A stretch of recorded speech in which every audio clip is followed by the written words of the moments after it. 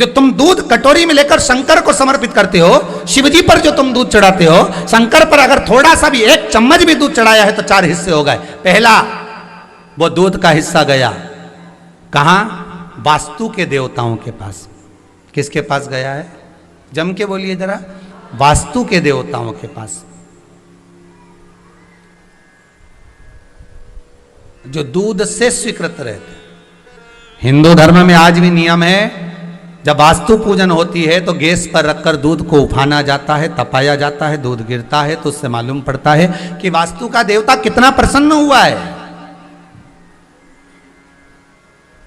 एक भाग गया वास्तुदेव के पास, शंकर ही वास्तु के देवता हैं। दूसरा भाग गया, जैसे ही हम दूध चढ़ाते हैं वो दूध जलाधारी पर गिरता है। बोलो सही है गलत? जैसे ये जलाधारी है, ये शिवलिंग है, शिवलिंग पर अगर आपने दूध चढ़ाया तो ये गोल जो जलाधारी है इस पर जाएगा कि नहीं जाएगा? तो ये जलाधारी कौन है? माता पार्वती। जब ये दूध गिरा जलाधारी पर गया तो जलाधारी पार्वती है। पार्वती किन की पुत्री है? मैनावती की। मैनावती किसकी पुत्री है? पितरों की।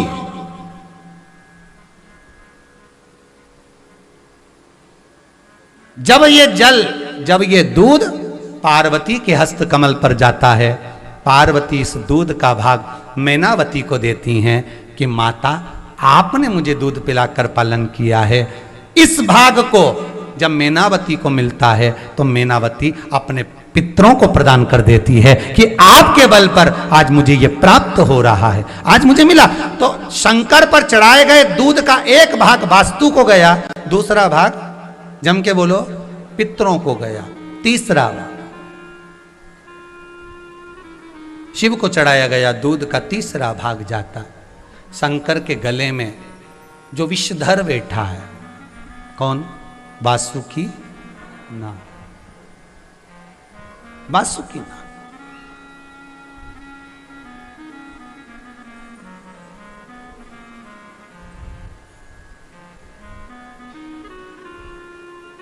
सांप को दूध क्यों पिलाया जाता है?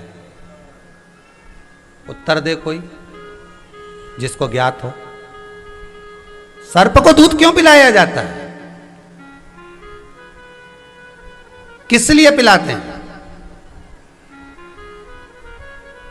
उसका एक कारण होता है, सर्प जिस दूध को पीता है उससे उसका विष बढ़ता है।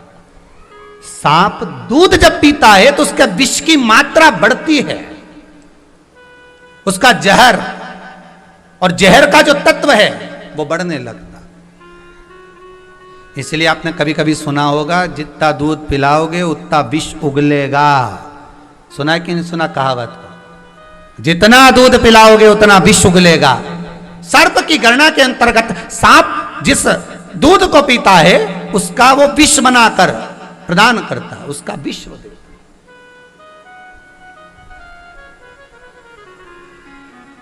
तीसरा भाग सर्प को जा रहा है जो शिव जी के गले में। अब आप लोग कहेंगे कि महाराज जिस समय पर मंदिर में हम अभिषेक करते हैं, दूध चढ़ाते हैं, उस समय पर सर्प को हटा दिया जाता है। बोलो हटाते कि नहीं हटाते? जिस समय आप दूध चढ़ा रहे हैं, जल चढ़ा रहे हैं, पंचामृत स्नान करा रहे हैं, शंकर जी का स्नान कर, उस समय वो सर्प को हटा दिया जाता है।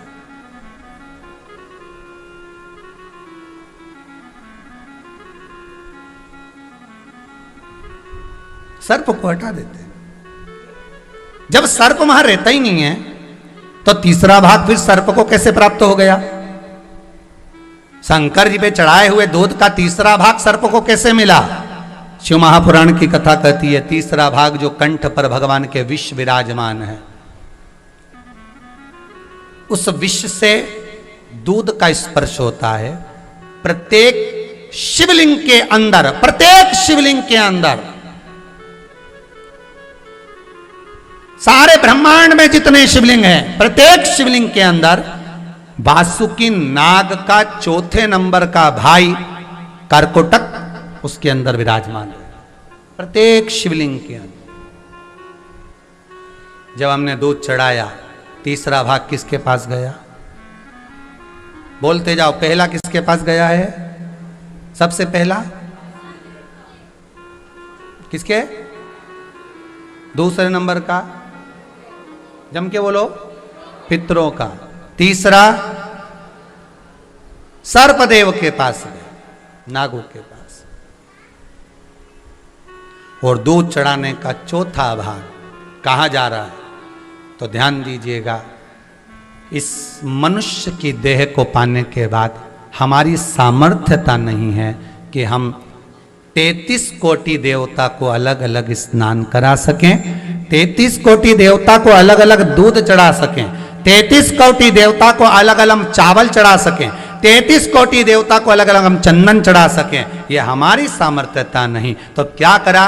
दूध शंकर जी पे चढ़ाया। जब वो बहकर नीचे जा रहा है, जहां से निकलकर दूध उत्तर की ओर जा रहा है, उस स्थान पर जहां दूध जमीन पर गिरा, गिरते से जितनी दूर तक गया, वहां 33 कोटि देवता विराजमान होते हैं, उनको उसका भाग प्राप्त हो जाता है, उनका भाग उसको मिल गया। शिव पर समर्पित किए गए दूध का भाग 33 कोटि देवता।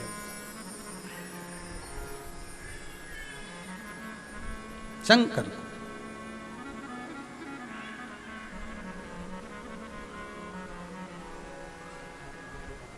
इसलिए हम बार बार शंकर जी के मंदिर में जाकर भाव व्यक्त करते हैं, शिव से निवेदन करते।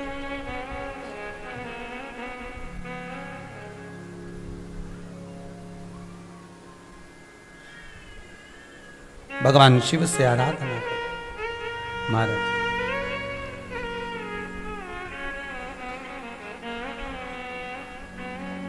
शंभो शरणे पड़ी, मांगू घड़ी रे घड़ी, दुख काटो दया करी न दर्शन। हम भगवान से बारंबार निवेदन करते थे, बारंबार भगवान शिव से बारंबार।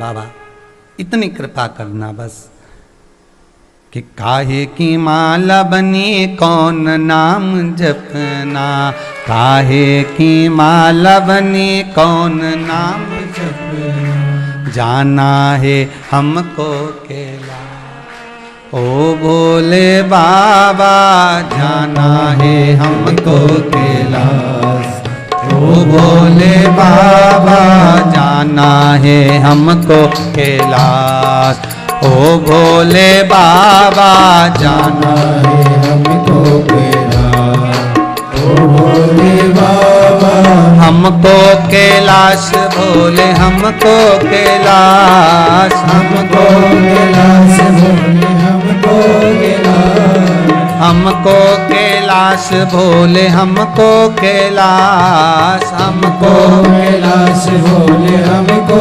कैलाश, हो जाना है हमको कैलाश ओ भोले बाबा, जाना है हमको कैलाश ओ भोले बाबा।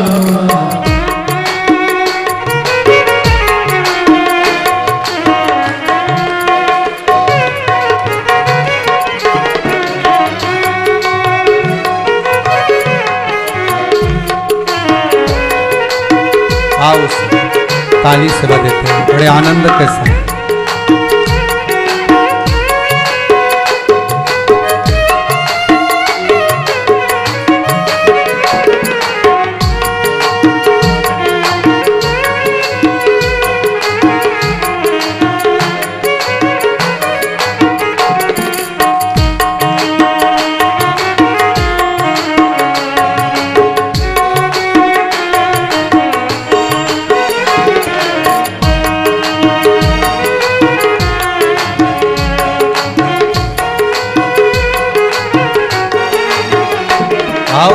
प्रेम से ताली सेवा देते हो।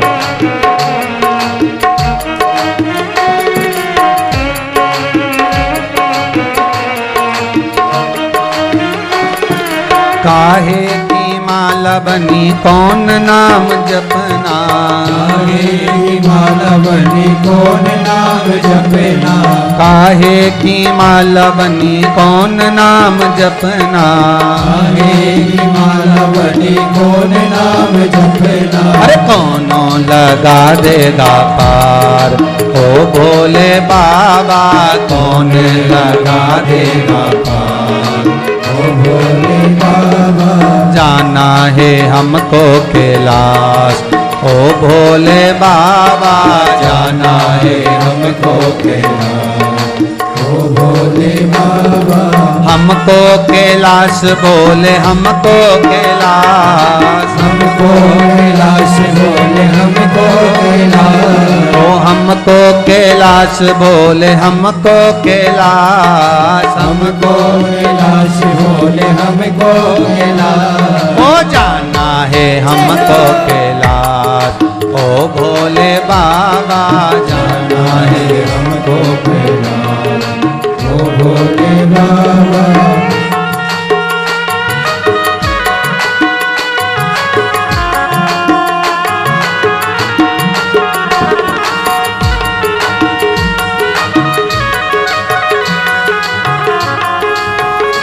शंभु जय शंकर जय त्रिकालदर्शी कैलाशी अविनाशी।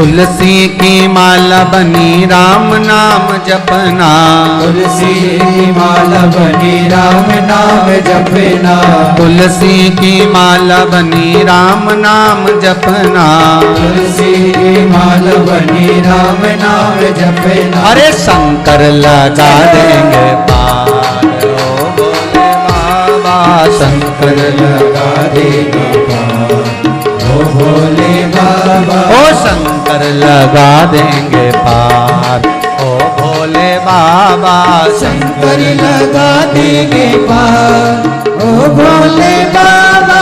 जाना है हमको कैलाश ओ भोले बाबा, जाना है हमको कैलाश ओ भोले बाबा।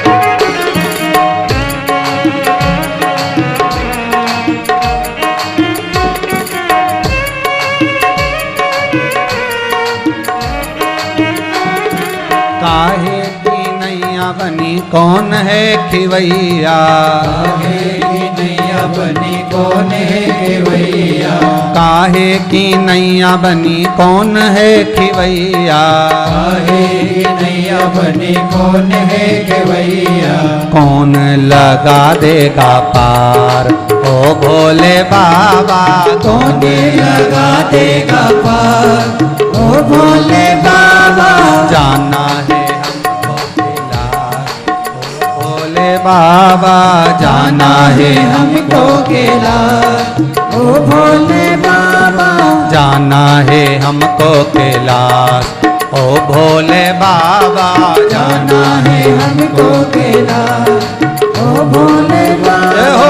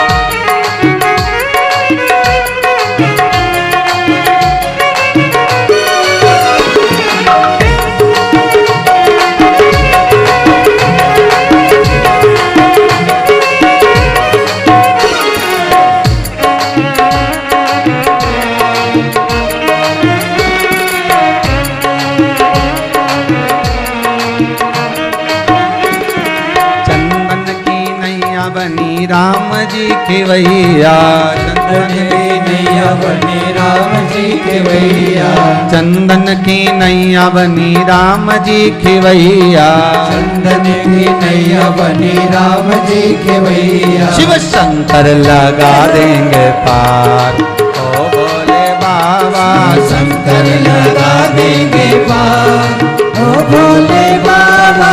शिव जी लगा देंगे पार, लगा देंगे पार, ओ भोले बाबा। जाना है हमको कैलाश, ओ भोले बाबा जाना है हमको कैलाश, ओ भोले बाबा। जाना है हमको कैलाश, ओ भोले बाबा जाना है हमको कैलाश, ओ भोले बाबा। जाना है हमको कैलाश, ओ भोले बाबा जाना है हमको कैलाश, ओ भोले बाबा। हर हर महा। भगवान शिव से विनती करें, शंकर के चरणारविंद का स्मरण करें। 4 स्थान पर जो आपने दूध समर्पित करा है, जो आपने दूध भगवान शिव को चढ़ाया है, डीले कम करें, जो भगवान शंकर को आपने दूध समर्पित करा है, भगवान शिव को आपने जो दूध चढ़ाया है, 4 स्थान पर बट गया। 4 स्थान पर वो बट चुका। घर का बुजुर्ग, घर का बड़ा कभी अकेले नहीं खाता। बहुत ध्यान देना हमारा। घर का जो बुजुर्ग होता है, घर का जो बड़ा होता है, वो कभी अकेला नहीं खाएगा। वो सबको देकर, सबको खिलाकर ही खाता, सबको खिलाकर। अकेला कभी नहीं खाएगा वो। अगर उसके पास में वस्तु है, कोई सामान है, कोई सामग्री उसके पास में है, तो वो पहले सबको बांट देगा, फिर वो पाएगा। शिव है ही ऐसा, सबको दिया उसने। हाँ, परीक्षा जरूर वो सबकी लेता। शंकर देकर भी परीक्षा लेता है और लेकर भी परीक्षा लेता है।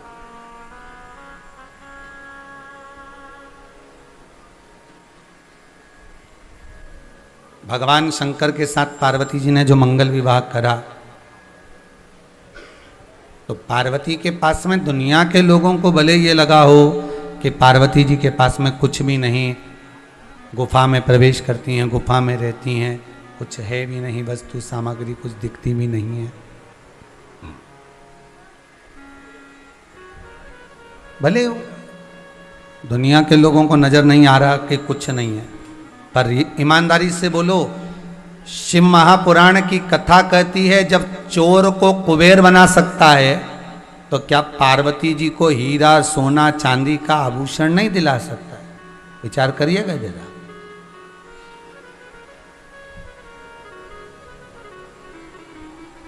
जो चोर को कुबेर बना सकता है, उसके पास में क्या कमी होगी? क्या कमी?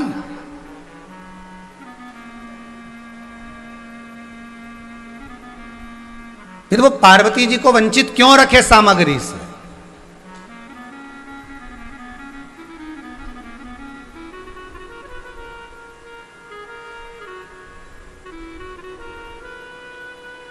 केवल एक शंकर के साथ ऐसा नहीं हुआ है, भगवान ओगरदानी के साथ में ऐसा नहीं हुआ है, शिव जी के साथ में केवल ऐसा नहीं हुआ है, आपके साथ में भी हुआ होगा।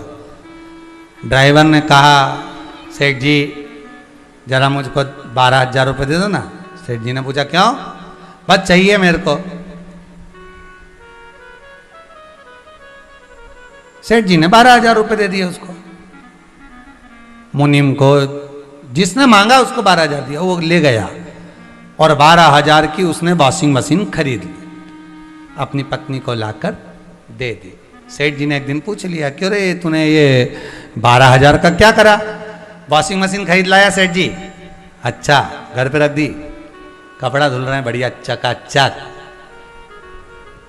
और पत्नी ना जाने कितनी दिवाली निकल गई, हर दिवाली पे एक ही बात कहती, वॉशिंग मशीन लिया।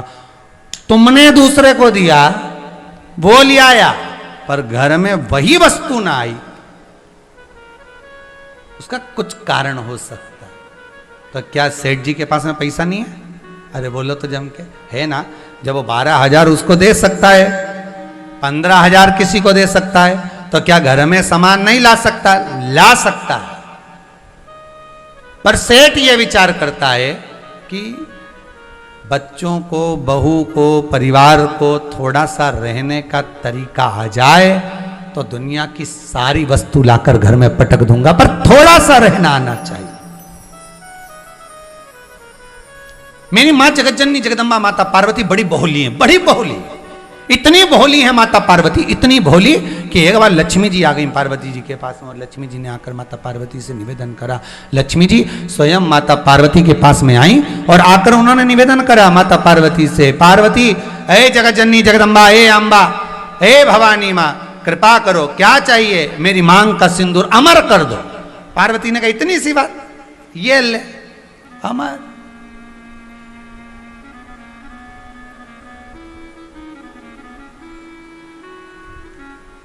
सीता जी श्री राम जी की धर्म पत्नी, शादी हो रही है माता जानकी जी की। कहाँ जा रही थी वो? जब वरमाला होने वाली थी उससे पहले किसकी पूजन करने गई? जम के तो बोलो जरा। माता पार्वती की। तो फिर जब ये स्वयं लक्ष्मी है माता सीता, तो पार्वती की पूजन करने क्यों जा रही है? क्योंकि उसका कारण है, पार्वती भोली है। जैसे शिव भोले हैं, ऐसे मां जगतजननी जगदम्बा पार्वती भी भोली है। इतना ही भोलापन माता पार्वती। कितना कितना सुंदर संवाद है महाराज, कितना सुंदर लीला है। जरा स्मरण करेंगे आप कि एक बार भगवान विष्णु ने लक्ष्मी जी से कह दिया था कि तुम पूर्ण नहीं हो, तुम पूर्ण नहीं हो लक्ष्मी।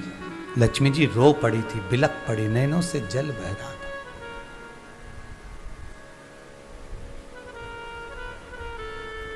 बिलक पड़ी थी, नैनों से जल बह रहा था।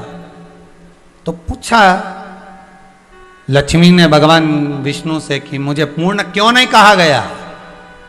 आप मुझे अपूर्ण लक्ष्मी कह रहे हो, मुझे पूर्ण लक्ष्मी कहना चाहिए ना आपको।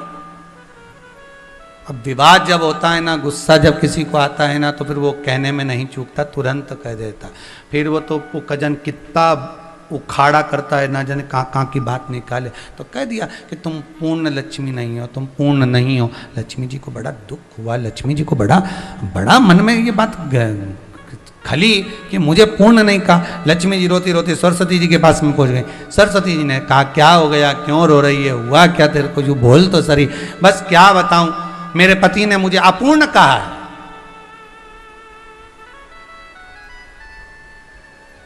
मेरे पति ने मुझे अपूर्ण कहा है, इसका मुझे दुख है, बड़ी अंदर से भीतर से मुझे ये बात कचोट रही।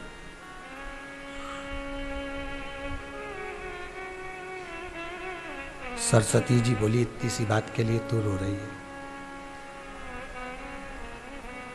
इतनी सी बात के लिए तू रो रही है? चल मेरे साथ। कहाँ? वही भोले की भोली पार्वती के पास। सरस्वती मैया लक्ष्मी जी को पकड़ कर लेकर चली गई, और लक्ष्मी जी को पकड़ कर लेकर गई। पार्वती जी के यहाँ जैसे ही पहुंची, माता पार्वती किसी कार्य में लगी हुई थी। आवाज लगाया माता सरस्वती ने, जगदम्बा, अम्बा, हे अम्बा। नहीं सुना, तब पार्वती सरस्वती ने कहा, शारदे, ए शारदे। सुना, बाहर आई मां। जो लक्ष्मी और सरस्वती को देखा, तुम दोनों यहां, तुम दोनों यहां पर? हाँ, कैसे आना हुआ? लक्ष्मी क्यों रो रही है? इसकी आंख में जल क्यों भरा हुआ है? ये रुदन क्यों कर रही है? क्या कारण है? इसके रोने का कारण क्या है? क्यों रो रही है ये? केवल एक कारण है। क्या? भगवान विष्णु ने लक्ष्मी जी को अपूर्ण कह दिया। पूर्ण नहीं बोले, अपूर्ण लक्ष्मी, अपूर्ण।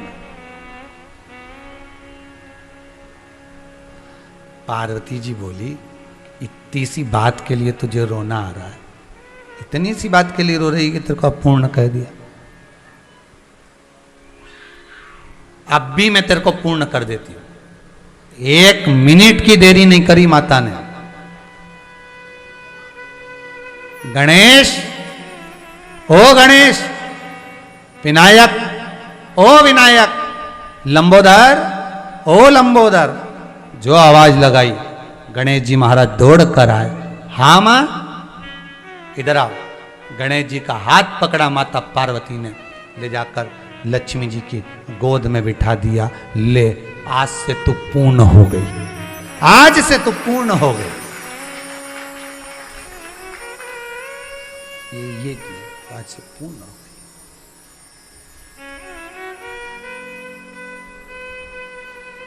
लक्ष्मी जी का चरित्र कह रहा है कि संतान गोदी में नहीं है तो अपूर्ण कहा है ना भगवान विष्णु ने। पर अगर किसी ने ताना दिया भी है, अपशब्द कहा भी है, कोई बोल भी दिया है, तो फिर निवेदन करूंगा, एक बार माँ जगत जननी जगदम्बा माता पार्वती शंकर के साथ जहां शिव पंचायत बैठी हो, शिव परिवार नहीं, शिव पंचायत, सूर्यदेव, दुर्गा भवानी, भगवान विष्णु, भगवान गणेश, भगवान शंकर, कितने हैं? 5। जहां शिव पंचायत बैठी हो, उस स्थान पर जाकर शंकर जी का पूजन अभिषेक कर कर एक बार दिल से आप शंकर से झोली फैलाकर बोलो तो सरी की बाबा, मेरे को अपूर्ण नहीं देना, मुझे पूर्ण कर दीजिए। फिर तो पंचायत निर्णय दे देगी और तेरी गोदी वो भर देगी। क्यों चिंता करते हो? निर्णय पंचायत का निर्णय जब फिर पंचायत कर देगी। और वो